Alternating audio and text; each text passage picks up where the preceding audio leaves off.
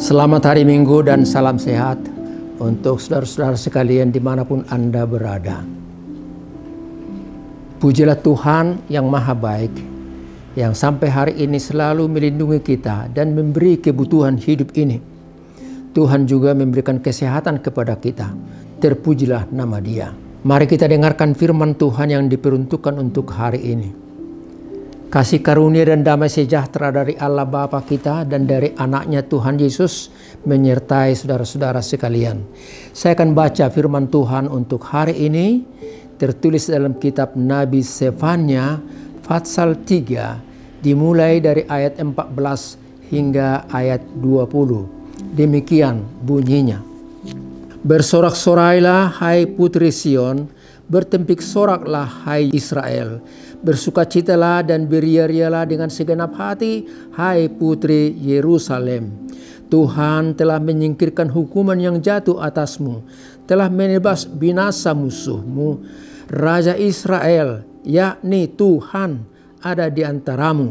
Engkau tidak akan takut kepada malapetaka lagi. Pada hari itu akan dikatakan kepada Yerusalem, janganlah takut hai Sion, janganlah tanganmu menjadi lemah lesu. Tuhan Allahmu ada di antaramu sebagai pahlawan yang memberi kemenangan. Ia bergirang karena engkau dengan sukacita. Ia membaharui engkau dalam kasih-Nya. Ia bersorak-sorak karena engkau dengan sorak-sorai. Seperti pada hari pertemuan raya, Aku akan mengangkat malapetaka daripadamu, sehingga oleh karenanya engkau tidak lagi menanggung celah. Sesungguhnya pada waktu itu aku akan bertindak terhadap segala penindasmu, tetapi aku akan menyelamatkan yang pincang, mengumpulkan yang terpencar, dan akan membuat mereka yang mendapat malu menjadi kepujian dan kenamaan di seluruh bumi. Pada waktu itu aku akan membawa kamu pulang, yakni pada waktu aku mengumpulkan kamu, sebab aku mau membuat kamu menjadi kenamaan dan kepujian di antara segala bangsa di bumi, dengan memulihkan keadaanmu di depan mata-mata mereka. Sampai di situ peruntukan firman untuk kita pada hari ini. Saudaraku yang terkasih, Sefanya artinya dari namanya Tuhan menyembunyikan. Tentu kita tanya, siapa yang disembunyikan? Rencananya tersembunyi, tapi Dia memakai kelompok kecil yang tetap setia padanya, beribadah dan taat padanya. Dia memakai kelompok yang kecil ini menjadi saluran berkat untuk umatnya yang luas itu, yang banyak itu, umat Israel. Tuhan menyembunyikan hukuman bagi bangsa-bangsa di luar Israel dan juga hukuman bagi bangsa Israel. Tapi oleh karena cinta kasih-Nya melalui kelompok yang kecil ini, akhirnya Tuhan menolong dan menyelamatkan umat-Nya. Saudara yang kekasih, Advent ajakan untuk bersukacita. Advent itu menggambarkan kerinduan akan Tuhan. Advent itu memberikan energi, kekuatan untuk seseorang. Kita lihat ada orang yang sakit, dan itu pengalaman saya tatkala saya berkunjung. Dia justru berkata, aku sudah siap. Maranatha, Tuhan datanglah segera, jemputlah aku dari dunia ini. Aku sudah siap.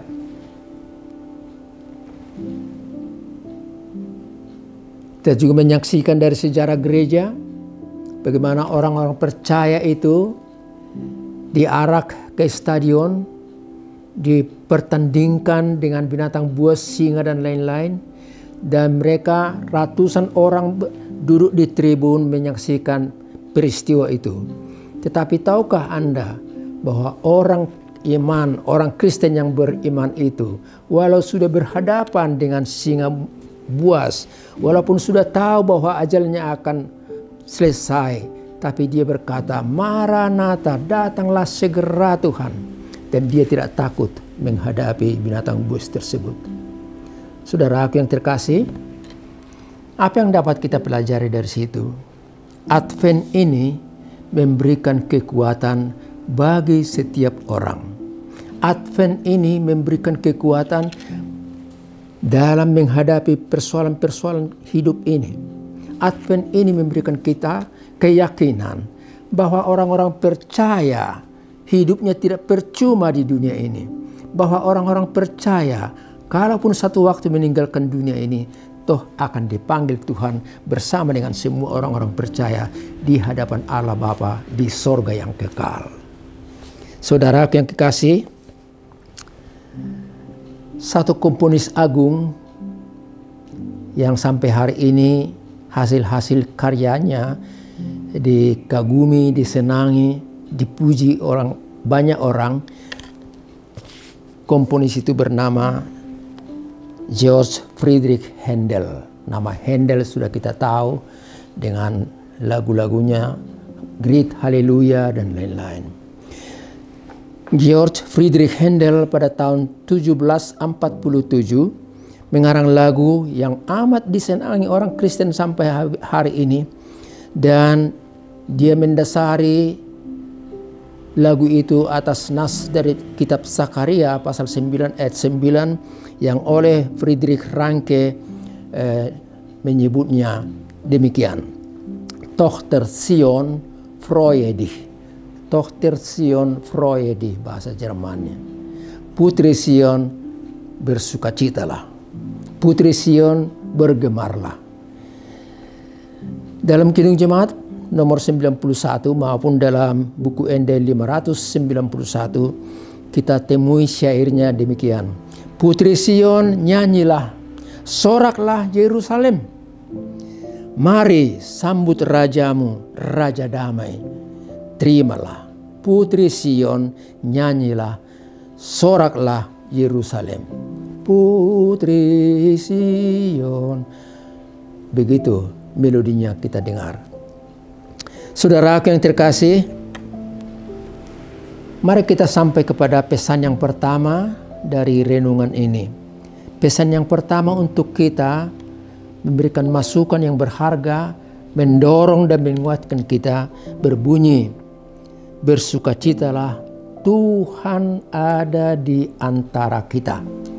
Bersukacitalah, Tuhan ada di antara kita. Dasar sukacita orang banyak. Entah itu uang, entah itu jabatan, harta kekayaan, kecantikan, dan lain-lain. Itulah dasar daripada banyak orang untuk bersukacita.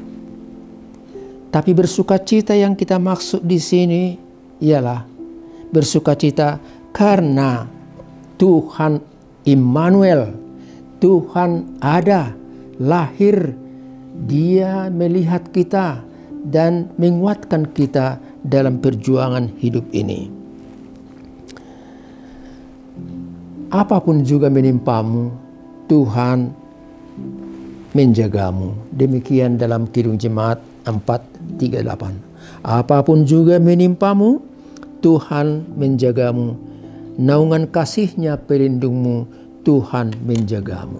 Saudaraku yang kekasih, bersukacitalah dalam masa-masa Advent ini. Kita tahu banyak yang kita pikirkan dan pergumulkan. Kita tahu bahwa ancaman COVID-19 dengan varian yang baru masih ada dan muncul. Tapi apapun juga yang menimpamu, Tuhan menjagamu. Immanuel, Dia beserta kamu, beserta kita sekalian. Saudara yang terkasih, Rasul Paulus berkata dalam kitab Filipi pasal 4 ayat 6, berbunyi demikian. Bersukacitalah senantiasa dalam Tuhan. Sekali lagi saya katakan, bersukacitalah. Hendaklah kebaikan hatimu diketahui semua orang, dan jangan khawatir tentang apapun juga. Tetapi nyatakanlah keinginanmu dalam doa permohonan dengan ucapan syukur. bersukacita dalam Tuhan, berdoa, dan mengucap syukur. Saudaraku yang terkasih, Allah itu siapa dalam nas ini? Allah itu Allah yang hidup, yang melihat, Allah yang marah juga, tapi juga Allah yang sangat mengasihi, mencintai umatnya. Allah marah atas setiap dosa yang dilakukan oleh umatnya. Sejak dari pembebasan dari Mesir sampai pada tahun-tahun berikutnya, saat-saat umat Israel itu menyimpang dari hukum Taurat, hukum peribadatan itu, saat-saat Israel itu menyembah berhala, Allah marah. Demikian juga kepada bangsa-bangsa yang lain yang bermusuhan dengan umatnya, umat Israel. Allah marah menghadapi mereka. Dan dia tampil ke depan untuk melawan segala musuh Israel, tapi juga menegur umatnya yang masih menyimpang dari kehendak Tuhan. Dia mengasihi orang yang percaya, yang disebut dalam nas ini sisa. Dalam bahasa Inggrisnya remnant, sisa, sekelompok kecil yang taat kepada Tuhan, yang selalu beribadah kepada Tuhan, yang menghormati aturan-aturan hukum Taurat Tuhan, yang beribadah dengan taat dan setia akan Tuhan. Itulah yang disebutkan sisa di sini. Dan kelompok yang kecil ini sangat-sangat diagungi, dicintai oleh Tuhan dari sorga. Dan karena cintanya itu, maka dia juga tidak langsung menghukum umat Israel lainnya. Saudara yang kekasih, bagi kita itu satu masukan yang sangat indah sekali.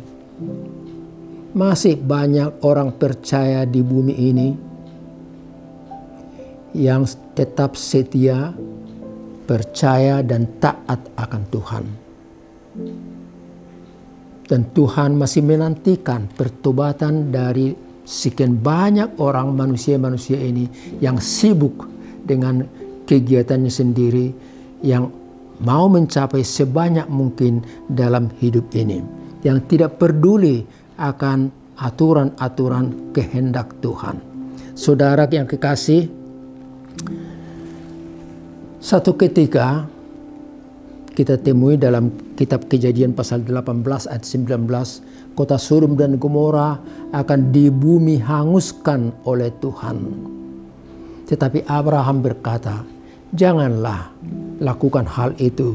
Barangkali masih ada orang percaya di situ.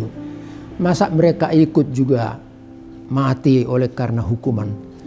Dan Tuhan berkata, kalau ada orang, saya akan mengundurkan rencana saya. Abraham berkata, barangkali masih ada 50 orang. Tetapi ternyata itu tidak ada. 40 orang itu pun tidak ada. 30, 20, 10 itu pun tidak ada. Akhirnya hanya Lot dan keluarganya yang selamat. Hujan belerang dan api turun dari langit menghancurkan kota Sodom dan Gomora. Tetapi Lot dan istrinya beserta anak-anaknya selamat. Namun dalam perjalanan keluar dari kota Sodom dan Gomora itu, istri Lot menoleh ke belakang melihat harta yang ditinggalkannya, dan oleh Alkitab disaksikan dia menjadi tiang garam. Yang kita maksudkan dari cerita ini ialah Tuhan selalu menantikan kalau ada orang-orang yang masih percaya kepadanya, walaupun jumlahnya sedikit, dia mengundurkan rencana-rencana penghakimannya. Saudara, jadilah Anda dan aku bagian dari kelompok kecil di dunia ini yang tetap setia kepada Tuhan, yang tidak ikut-ikutan dengan gaya hidup dan kepercayaan orang-orang yang lain. Mari kita lihat pesan yang kedua untuk kita. Pesan kedua berbunyi, Advent memberitakan bahwa umat Tuhan akan dipulihkan. Advent memberitakan bahwa umat Tuhan akan dipulihkan. Kita baca pada ayat 20, ayat kunci daripada perikop ini. Saya baca ulang ayat 20. Pada waktu itu aku akan membawa kamu pulang, yakni pada waktu aku mengumpulkan kamu, sebab aku mau membuat kamu menjadi kenamaan dan kepujian di antara segala bangsa di bumi, dengan memulihkan keadaanmu di depan mata mereka. Demikian firman Tuhan. Satu kata kita angkat ke permukaan dari ayat ini, yakni kata pulih atau memulihkan. Apa artinya pulih? Pulih artinya telah sembuh. Seseorang yang awalnya sakit, berobat, opname, akhirnya dia pulih. Dia sehat kembali seperti sedia kala.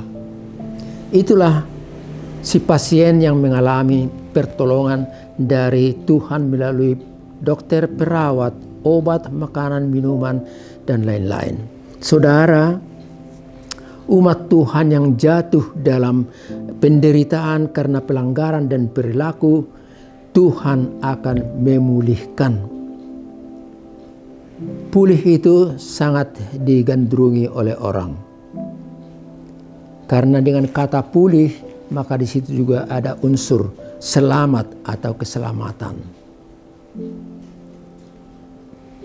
Lihatlah, ada satu bendera yang berkibar di satu proyek, atau ada plakat di tempat di pabrik atau perakitan mobil, dan plakat itu, bendera itu berbunyi safety first, safety first, utamakan keselamatan.